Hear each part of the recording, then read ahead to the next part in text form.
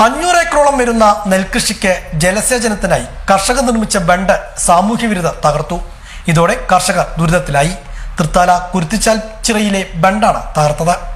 പാലക്കാട് ജില്ലയിലെ പടിഞ്ഞാറൻ മേഖലയായ തൃത്താലയിലെ നെൽകർഷകർ കൃഷിക്ക് ജലസേചനത്തിനായി നിർമ്മിച്ച ബണ്ടാണ് രാത്രിയുടെ മറവിൽ സാമൂഹ്യ വിരുദ്ധർ തകർത്തത്.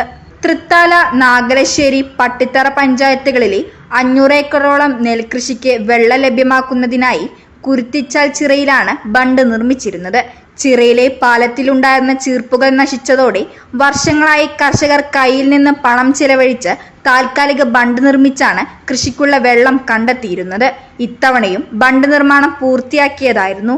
ഇതാണ് തകർത്തത്.